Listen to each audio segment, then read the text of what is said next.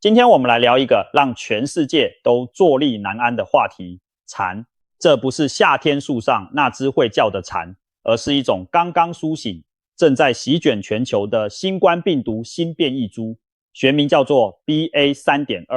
它最可怕的地方不是传染力多强、致死率多高，而是它的出现方式，简直像是病毒界的鬼故事。科学家给它取这个名字，正是因为它的行为像极了那些在地底下潜伏17年，然后忽然破土而出、震耳欲聋的北美洲旗蝉。它先在2024年11月从南非的一个小孩身上被首次发现，接着就消失了。没有错，消失了。世卫组织以为这只是个无关紧要的小分支，没想到2025年9月过后，它忽然在全球20多个国家同时冒出来，包括美国、英国、香港、台湾、莫桑比克、葡萄牙、加拿大，当然还有中国大陆，到处都有它的踪迹。如今2026年4月，中国多地医院和殡仪馆爆满，火化要排队的影片在网络上疯传。与此同时，中国上千家医院传出付不出薪水，连环倒闭的消息，医生兼职送外卖，年轻人猝死频发，中青年死亡潮在农村蔓延。一边是病毒苏醒，一边是医疗系统崩塌，一边是经济大萧条的阴影笼罩。这究竟是巧合，还是一场早就埋好的引线？今天这支影片，我们就一层一层剥开来看，从病毒到医院，到社会，再到那场可能让中国倒退30年的经济风暴。先说这只蝉到底是什么来头。 BA.3.2 属于 Omicron 家族下面的 BA.3 支系，而 BA.3 这个分支早在2022年初就曾经短暂的与 BA.2 当时它毫不起眼，在全球占比从来没超过 1%， 但很奇怪， BA.5 后来席卷全球， BA.3 却几乎完全消失，安静得像从来没存在过。整整2年多，没有人注意到它，科学家以为它早已被自然淘汰，直到2024年底，它从南非一个儿童的上呼吸道简体里冒出头，研究人员一查它的基因序列，倒抽一口冷气。这玩意儿在沉睡的这2年多时间里，并不是停下来休息，而是一直在某个角落悄悄地累积突变。等它再次现身，它的刺突蛋白上已经多了好几个关键的突变位点，这些突变让它拥有一项致命的能力——免疫逃脱。什么意思呢？简单说就是，无论你之前打过几剂疫苗，还是已经得过好几次新冠，你身体里累积的抗体对它几乎没用。它就像一个换了脸、换了身份证、换了指纹的逃犯，大摇大摆从你免疫系统的安检门前走过去，系统根本辨认不出来。这就是为什么科学家用蝉这个名字。蝉的幼虫在地底潜伏多年，靠树根的枝叶默默成长，等到时机成熟，整个族群一夜之间集体破土而出，密密麻麻铺满整个森林，连叫声都能淹过人类的对话。17年的酝酿，只为了这一个夏天的爆发。这只病毒的演化路径几乎一模一样。它在2022年没有资源，于是退入地下。它在2022到2024这段时间默默累积变异，没有人看得到。它在2024年底先试探性的从一个儿童身上冒出来，确认自己的免疫逃脱能力可行，然后迅速扩散。从9月到现在短短半年多，它已经在23个国家被侦测到，世卫组织已经将它列入监测下的变异株名单。注意这个措辞，监测下的意思是现在还不到值得关切的等级，但随时可能升级。更让专家警觉的是， BA.3.2 在儿童族群里的占比异常偏高。根据疾管署发言人曾淑慧的说明，这背后可能有2个原因。第一个叫做儿童免疫空白与免疫印记。成年人这几年下来，新冠原始株、Alpha、Delta、Omicron 各种变异株，加上多剂疫苗，免疫系统等于上过很多堂课，累积了相对广泛的交叉保护。可是现在0岁到10岁的小朋友呢？他们很多人从出生到现在只接触过后期的 Omicron， 疫苗接种率也不高，体内的免疫记忆相对单薄，就像一张只考过1次试的考卷。当这只长相和原始 BA.3 差很多的蝉出现时，孩子们等于是赤手空拳地面对一个全新的敌人。第二个原因更诡异 ，BA.3.2 在病毒的某些基因位点上出现了缺失，这个缺失对成人反而不利于病毒复制，但对先天免疫比较旺盛，又常常合并其他呼吸道感染的儿童族群，反而成了一个复制优势。换句话说，这只病毒挑人感染，它特别偏爱免疫力还没成熟的孩子。在台湾 BA.3.2 的本土第一例，正是在2026年3月从一名新加坡籍的10岁女童身上监测到。那它到底会不会攻击器官呢？这就要把现实和网络上的传言分开来看。世卫组织和各国疾管单位目前的科学共识是 BA.3.2 的症状和过去 Omicron 系列差不多，主要还是上呼吸道感染、喉咙痛、鼻塞、咳嗽、疲劳、发烧，并没有实证指出它会像当年的 Delta 那样专攻肺部，造成大规模白肺。香港中文大学呼吸系统科讲座教授许树昌也公开表示，蝉病毒的症状和病例跟以往 Omicron 品种相近，主要影响上呼吸道，只是传播率可能比之前的变种更高。但是这里有个但是，中国大陆医生在这一波疫情中所看到的临床表现和教科书版本的描述有点对不上。多名大陆医生最近发布影片提醒，这一波呼吸道疫情根本不是单一病毒在打仗，而是新冠、甲流、乙流、副流感、RSV 呼吸道融合病毒、鼻病毒、肺炎霉浆菌至少7、8种病原体混在一起的乱斗场。患者往往不是只感染一种，而是2种、3种同时上升。这种叠加感染就会让重症风险大幅飙升，出现的并发症五花八门，包括肺炎、白肺、中耳炎、脑膜炎，甚至脊髓炎。这也是为什么很多大陆民众形容这一波比新冠当年还毒。所以不是单一一只蝉在攻击器官，而是蝉加上其他病毒组成的混合部队，在已经被反复感染、免疫紊乱的人群身上造成了难以收拾的破坏。就像一个本来已经被打残的城市，城墙破了，守军累了，粮食断了，这时候不是一支军队，而是7、8支军队同时杀进来，你说守不守得住？症状方面，网络上有民众分享自己的亲身经历。4月初开始严重喉咙痛和高烧，退烧后转为剧烈咳嗽，并且伴随大量黄绿色浓痰，声音由沙哑迅速演变成失声。最折磨人的是，即便多次快测都呈阴性，服用一般感冒药也没效，每到夜晚就咳到甩肺，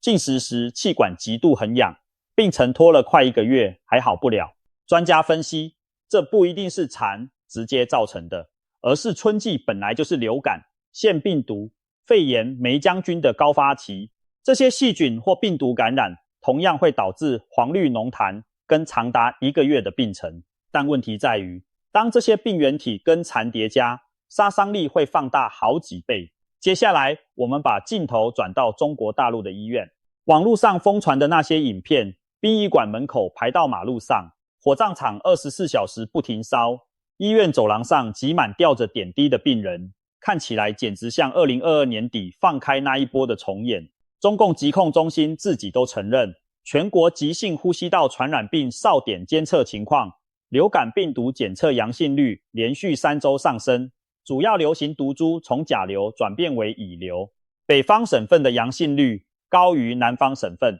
，5岁到14岁的儿童是重灾区。注意，这个年龄段刚好就是蝉最爱攻击的群体。网传影片显示，多地医院和殡仪馆爆满，火化需要排队3天3夜。这时候你可能会问，那中国的医疗系统顶得住吗？答案是正好相反。当疫情像海啸一样扑过来的时候，中国的医院系统不是准备迎战，而是正在以前所未有的速度崩塌。根据中国医院协会的数据，2024年中国民营医院平均每天倒闭 1.4 家，听起来已经很多了，对吧？可是进入2025年，这个数字直接暴增到平均每天倒闭7家，光是上半年就至少有1247家民营医院关门。赛百兰器械的统计显示，光是2026年初的2个多月内，至少又有15家民营医院注销或停业。这还只是民营的部分，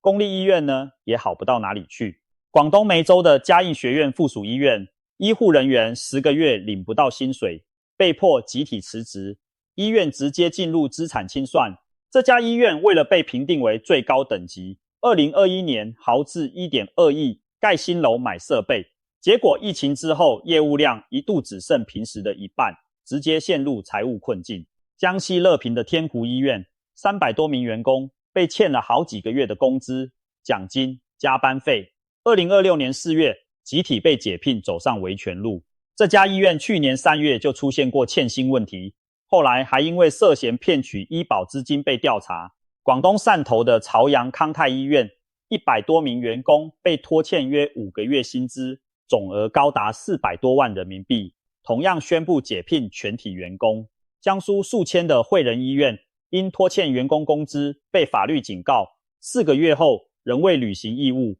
最终宣告倒闭。山东的鲁西南医院，当年豪掷20亿盖起来的明星医院，破产之后留下12亿债务，欠了600名员工足足8个月的薪水。1年内，全国民营医院的床位总量出现负增长，增发了28万张病床，28万张相当于整个中型城市的医疗容量被凭空抹掉。那为什么会这样？这背后有4个重叠的炸药包，任何一个单独爆炸都够呛，结果现在4个一起点燃。第一个炸药包，医保改革。中国全面推行所谓的 DRG-DIP 按病种付费，意思就是医保给医院的钱有一个天花板，不管你实际治疗成本多少，超过了医院自己吞。可是疫情之后，所有医疗器材、药品、人力成本都在涨，治疗成本一旦超过医保支付，医院就直接亏损。美国经济学者黄大卫指出，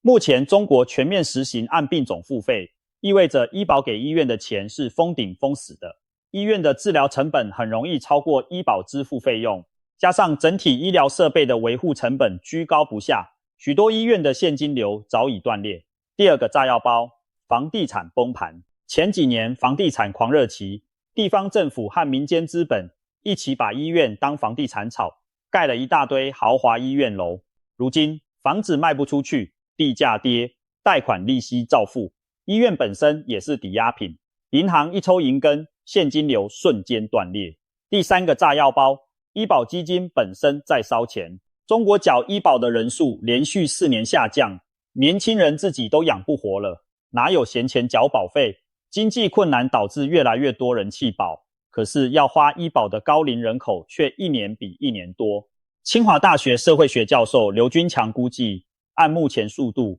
中国医保基金将在10年内耗尽。第4个炸药包，人口结构崩塌。2025年中国出生人口仅792万，比前一年又跌了 17%， 创下1949年以来新低。同年死亡人口高达1131万，总人口连续第4年下降，年度降幅是1960年大饥荒以来最惨的一次。中国60岁以上人口已达 3.23 亿，占总人口 23%。当付钱的人越来越少，花钱的人越来越多，任何医保基金都撑不住。医生们的处境呢？根据华医网针对近3万名医务人员的调查，2024年薪酬下降的比例高达 57.9%， 而这个数字在2023年只有 37%， 短短1年多了20个百分点。北京一家顶尖3甲医院的神经内科医生透露，他们医院疫情后每一季都温水煮青蛙式，降薪 3% 到 5%，2年下来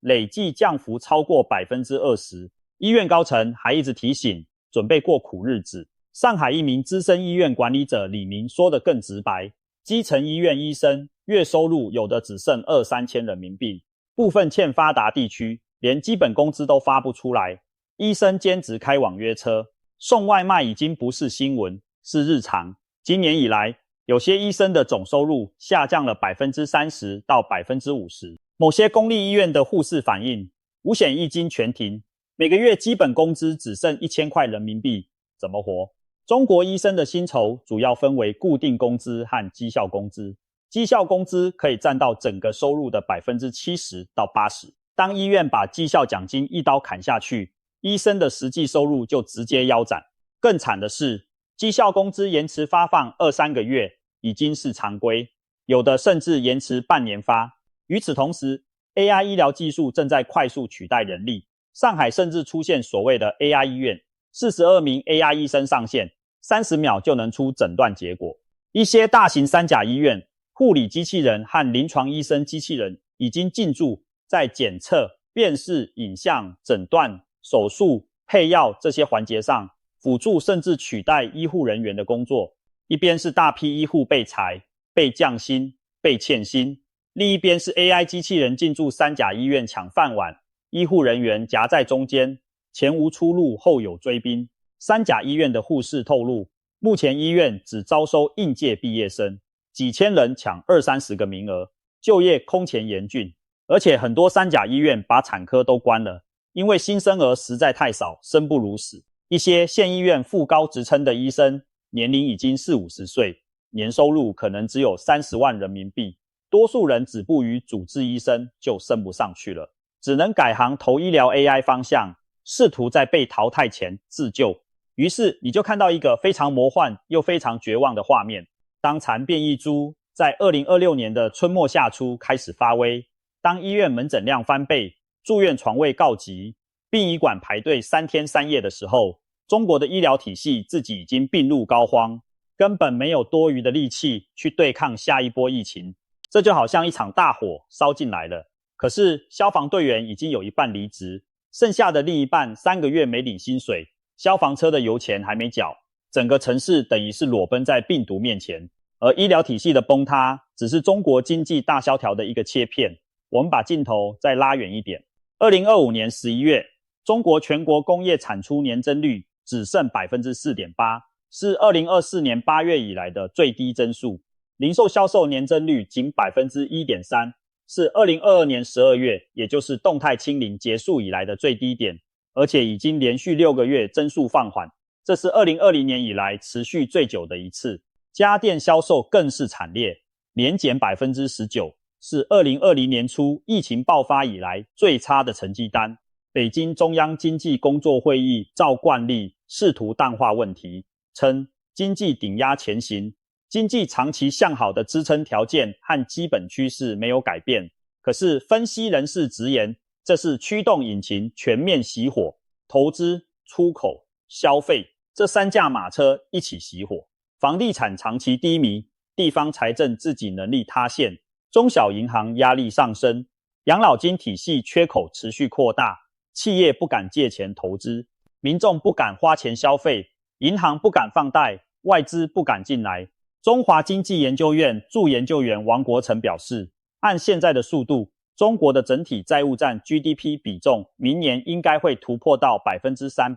超越日本成为全球第1大债务国。美国国防部及多国政府顾问约翰逊在一篇文章中警告，自2026年初起，中国可能迎来7大核心危机集中爆发，包括养老金缺口、地方财政塌陷、房地产同步逆转、中小银行压力、工业端持续走弱、人口结构下滑、外需明显转弱。这不是单一领域的周期下行，而是横跨财政、金融、人口与实体经济的系统性共振。有人说中国经济可能要倒退30年，这个说法乍听夸张，可是你看看这些数字，1990年代中期，日本进入失落10年的时候， GDP 增速从 5% 左右掉到接近0%，但人口结构还算健康，负债率也没有现在的中国高。今天的中国 GDP 增速名义上还能保持 4% 到 5%， 但这个数字水分有多少，大家心里有数。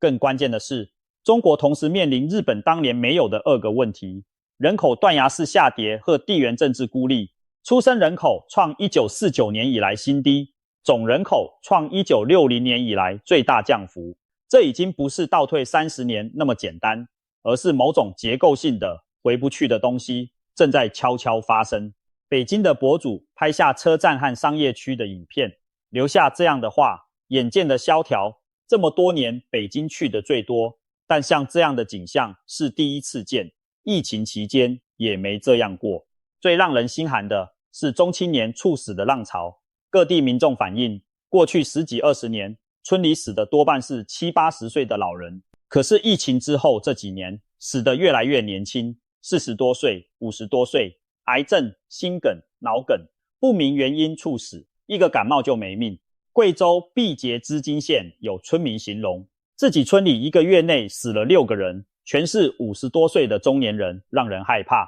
河北的村民在去年体检时，很多人被查出肺结节。云南临沧镇康县的村民回忆，父亲去世后，村里接连有人死亡，那段时间死得让人恐惧。吉林市民认为，黑龙江、吉林、辽宁的死亡率位居全国前列，离婚率同样居高不下，东北根本看不到未来。一些医生私下推测，这可能与长期反复感染、免疫系统耗损，加上环境食品安全问题的累积效应有关。当免疫系统被反复磨损，心血管被慢性发炎缠住，再来上这么一波缠，加上其他病毒的混合攻击，年轻力壮的身体也未必扛得住。一名退休教师感叹，癌症、心梗、脑梗和不明原因猝死大量发生，尤其在疫情后几年更加严重，不能暴死，但到一定时间恶性就显现出来。这是一句听起来轻描淡写，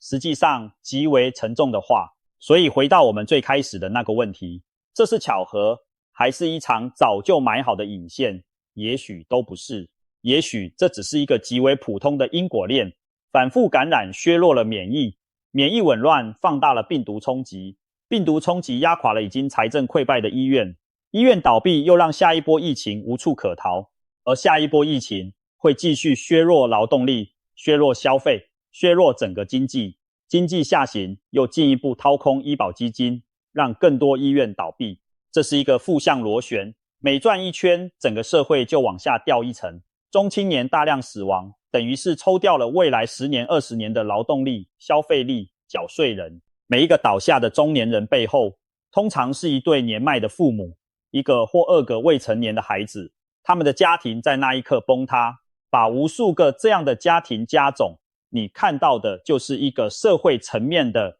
缓慢但不可逆的下沉。那么这场禅和他身后的这一切，会不会像北美的周期禅一样，叫上一个夏天就结束？恐怕没那么乐观。北美的周期蝉17年才出来一次，可是这只新冠病毒从第一次出现到现在还不到5年，已经演化出无数变异株。BA 3.2 之后，还有 BA 4 XXFG、MB 1.8、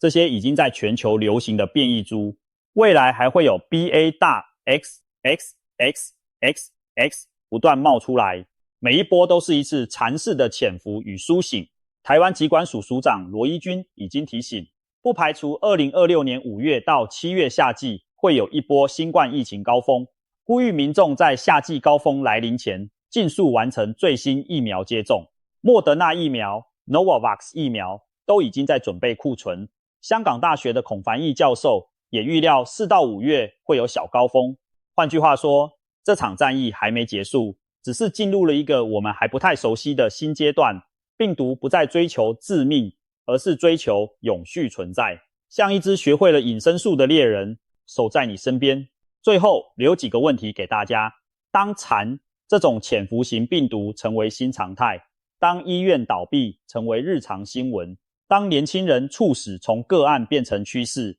作为个人，我们能做的也许很有限，但至少这几件事可以放在心上。第一，按时接种最新的疫苗，特别是长者、儿童、慢性病患者。即使疫苗对 BA 3.2 的防感染效果可能下降，但对重症和死亡的保护仍然有效，这是专家一再强调的关键。第二，注意混合感染的可能性，不要快测阴性就掉以轻心。如果高烧持续、咳嗽剧烈、痰色变深，务必及早就医，不要硬扛。第三，照顾好自己的代谢、睡眠、心血管。这几年免疫系统能不能扛得住下一波，很大程度取决于你日常的累积。熬夜、抽烟、酗酒、久坐这些坏习惯，在蝉这种免疫逃脱病毒面前，代价会比过去任何时候都更高。第四，如果你有大陆的家人朋友，提醒他们今年的春夏季节格外小心，不要相信疫情已经过去。这种话，现实是疫情从来没有真正离开，只是换了个名字，换了个面孔，悄悄的像蚕一样在我们脚下的某个地方，等着下一次破土而出。第五，看清楚经济的底层逻辑，不要被报复性消费、迅速复苏这些口号麻痹。该存钱的存钱，该避险的避险，该为家人多买一份保障的就早点做。历史告诉我们，大萧条从来不会在开始的时候敲锣打鼓的通知你，它总是悄悄的一步一步的把人逼到角落。